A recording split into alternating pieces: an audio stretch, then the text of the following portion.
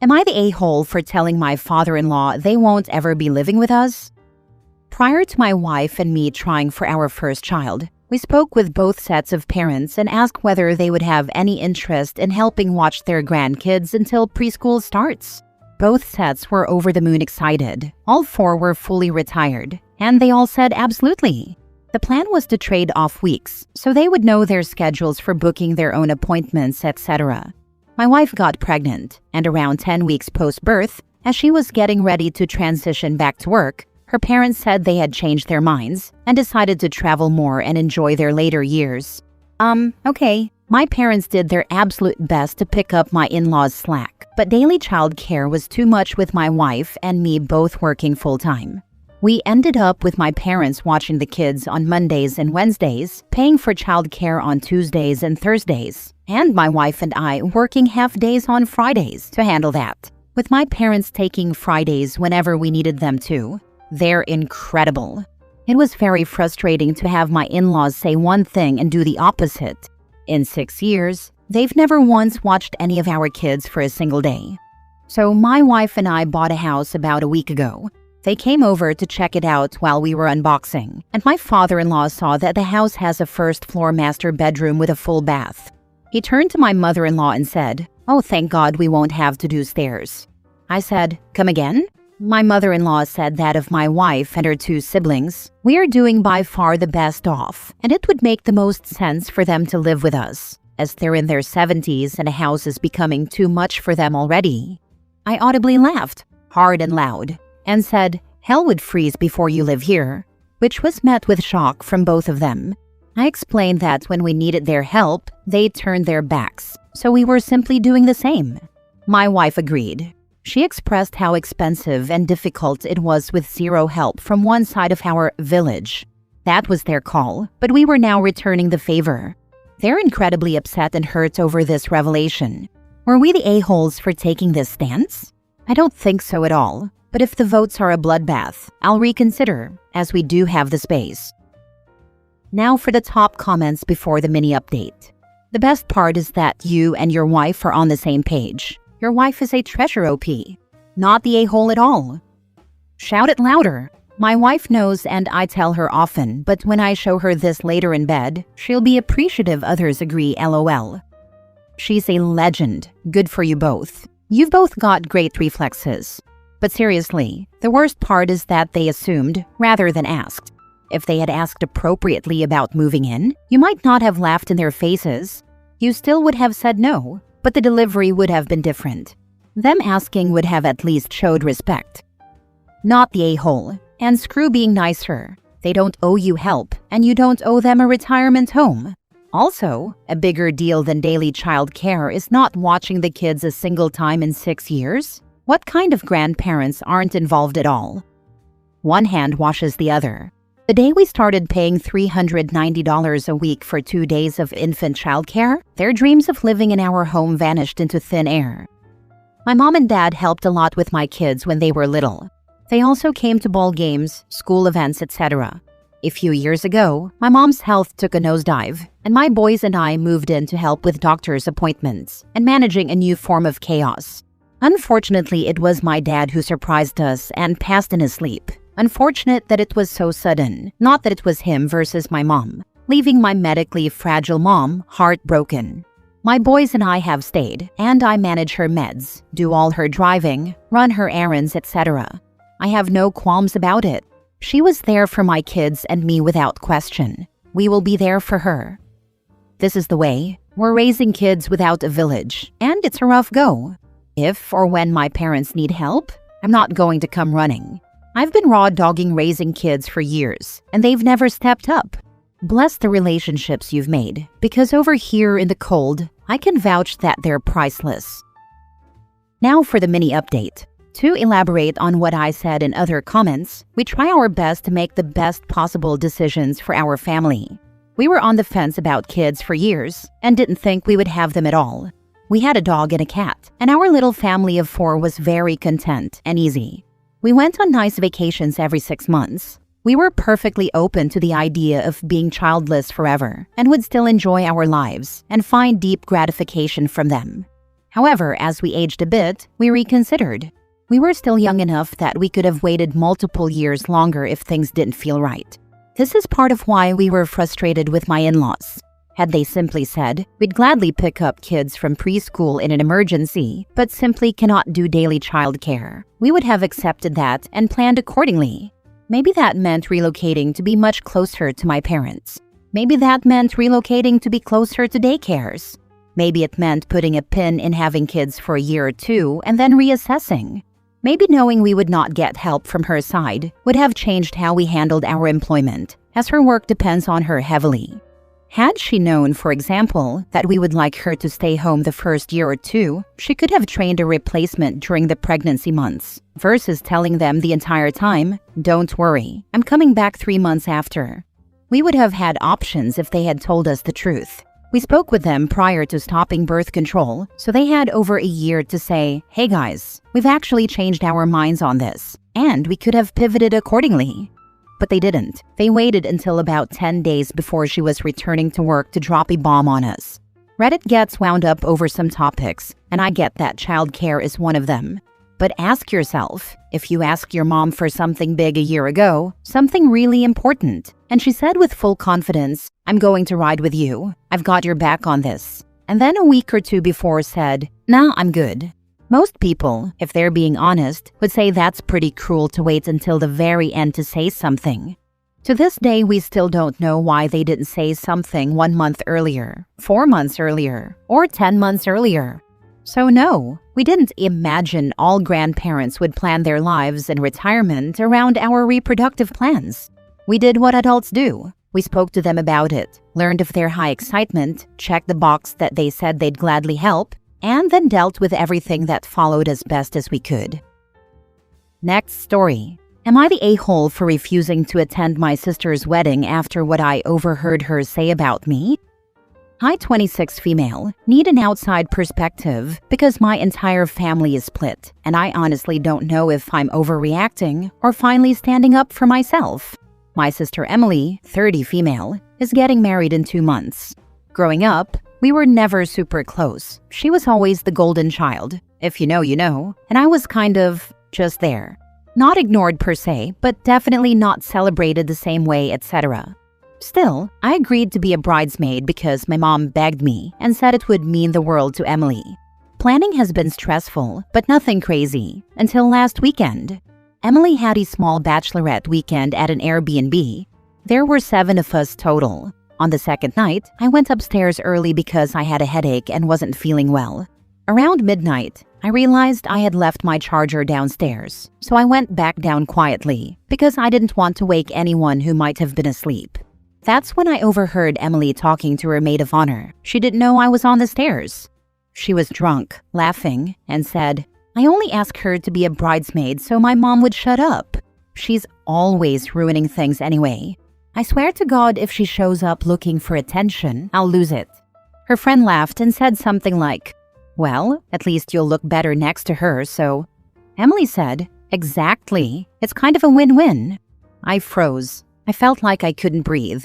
For context, I've struggled with my confidence for years, especially compared to Emily. She knows this. She's made comments my whole life about my weight, my hair, and my clothes, and has always framed it as helpful advice. I went back upstairs and didn't say anything for the rest of the weekend. When we got home, I sent her a message saying I was stepping down as a bridesmaid and wouldn't be attending the wedding. I didn't explain why at first. I just said I needed space and wished her the best. After I stepped down, she kept pushing for a reason, saying it didn't make sense and that I was once again being dramatic as always. I didn't tell her exactly what I heard, but I did tell her that I overheard a conversation at the bachelorette party that really hurt me. She put 2 and 2 together on her own after that. Then she lost it. She called me crying, saying I was purposefully sabotaging her big day, that I was being dramatic, and that everyone says things they don't mean when they're drunk. My mom called me next and said I was punishing the whole family over a misunderstanding. My dad says I should be the bigger person. Here's where it gets worse. Yesterday, Emily posted in the bridesmaids group chat that I forgot I was still in, that she's heartbroken, that I'm abandoning her, and that she never meant to hurt me. but she never apologized, not once. Now some in my family is texting me saying I'm selfish, and the other half is telling me I finally did what they wish they had the courage to do. I haven't responded to anyone yet. Am I the a-hole for refusing to go to her wedding after overhearing that conversation? I'm conflicted and don't know what to do, and part of me is telling myself that I am. Your sister sounds like a two-faced yunt. In hindsight, you should have recorded her saying all that garbage and sent it to your whole family and her fiancé. Screw 'em all. I wish I did. My phone was dead. That's why I was going to get my charger, which led to all this BS. You can always goad her into repeating all that garbage. Arrogant a-holes love to boast and talk down to people. It wouldn't be too difficult with a little needling. Not the a-hole. No, you didn't mean to hurt me, but you did. And you didn't bother to apologize. In vino veritas. Not the a-hole. Your sister is just a mean girl type and a bitch to boot. She has done this your whole life. And sorry, but people say stuff when drunk that they wouldn't normally say when sober. You're not being dramatic. You're saving yourself from being the scapegoat when it's not a perfect day for her or whatever other BS she can dream up. Make it clear to your parents that you're done being dumped on by her and treated as a lesser person by them. If they can't see that, and if she can't be human for once and make a real apology, then they can buzz off. Next story. Am I in the wrong for refusing to sell my late boyfriend's golden Rolex to help pay for a house? Hi all, I met my late boyfriend many years ago while we were in grad school. He was my first boyfriend, and I shared many memories with him. He had heart rhythm problems from birth that never improved with age. I knew this when I started dating him, and accepted those risks in our relationship. He owned a golden Rolex that he loved to wear. He had a few other watches, but there wasn't a time I saw him without that specific one. As his heart condition worsened over the next few years, he mentioned that he wanted to leave the watch in my possession if he passed away. I always laughed it off because I thought he was joking. But after he inevitably passed away, I realized he was serious. The court contacted me and gave me possession of the watch, while the rest of his estate went to his family. For a long time, I was afraid to wear it and kept it hidden in my apartment. Eventually, I did some research and found that these watches can take a beating and tolerate daily wear. I had it resized to fit my wrist, and now I wear it every day as a way to remember him. Since then, I've grown emotionally attached to the watch. Fast forward to today, I'm happily engaged to my fiancé. We're looking to purchase our first home in a few years and even plan on having kids. We aren't in any financial trouble. We can comfortably save for a house over the next few years, but my fiancé insists we sell the Rolex to move into the house sooner and start a new future together. I told him I wasn't comfortable selling the watch because it was a gift from someone I shared important memories with, and we don't need the money. It would just take us a bit longer to save. My fiancé disagrees and thinks I'm overly attached to it. I don't think I'm wrong for valuing and appreciating a meaningful gift from my past. If I had to choose between the watch and putting food on the table, of course I'd sell it. But we're nowhere near that situation. Am I being rational, or am I letting my feelings for the watch cloud my judgment and future with my fiancé?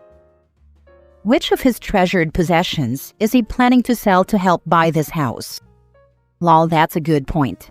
Thank you all for your kind responses. I thought I was going crazy here. I think he singled out my watch because it's an easy, expensive sell. And maybe it's a reminder that you loved another man at one point. He could be insecure about it, or feel like he's competing with a ghost. I'm not saying that's a good thing. I'm just pointing out it could be his perspective. If that's the case, he might eventually do something bad, like stealing and selling your watch so he doesn't have to see it anymore. Wrong fiancé. I told the same thing to my sister. Her fiancé passed away in a car accident, and when she started dating again a year later, the new guy said, "Why are you still so sad?" I told her, he can have all of you, even the grieving parts, or he can have none of you. She is now married to a man who celebrates her late fiancé's birthday with her every year, because he's grateful that someone loved her when they could. Not too long ago, there was a post about a fiancé stealing a wedding ring from a widow just because he was jealous. He even helped her look for the ring, but his mom found it in their house and returned it. That's how the woman found out. She dumped him. Be careful with your watch and your man. Last story. Am I the a-hole for not wanting to pay my girlfriend's debt? So, I'm 24 male, and my girlfriend is 23 female, and we want to take things to the next step. I genuinely don't mind, and I'd be down. My only issue is that my partner has a lot of debt that she hasn't even started working on. To be clear, she has $197,000 in debt, and she's pushing me to pay this off, along with buying our rings. I don't mind spending money on her when it's a date, but taking care of her debt, especially when she doesn't want to put any money toward it herself and wanting outrageously expensive rings, is a little much for me. She's told me that if I won't do it, someone else will, and I don't know where I stand with that. I've talked to her about how she goes on trips at least 1 or 2 times a year and chose the most expensive options for college, which led to the $197,000 in debt. I have no issue supporting her, but her not contributing anything toward her debt is a lot for me. I chose the cheaper route. I went to community college, then a 4-year university, and my job will pay for my master's degree. I'll be around $25,000 in debt at most after all my schooling. Am I the a-hole for being unable or hesitant to pay her debt and for not wanting to spend a fortune on her ring? $197,000 debt at 23? Wow. Just wow. Right? I was $100,000 in debt by 26, but I went to law school and was making 6 figures with an active practice by 28. It was a strategic risk to avoid spending my life in a $40,000 to $60,000 job. She didn't say that if you don't marry her, she'll find someone else. She said if you don't pay her debt, she'll find someone who will. She flat out told you her intentions. Take the hint. Take the hint and run far and run fast. She's looking for a sucker to pay her debts. She's financially irresponsible, and you two aren't compatible. Cut your losses now. I don't know. She seems pretty financially savvy to me. Get into debt, find a sucker to pay it off, then rinse and repeat. The sucker who pays her debt while buying her pretty jewelry is the financially irresponsible one. I wish I'd thought of that when I was young and pretty enough to pull it off. Damn my parents for instilling ethics in me.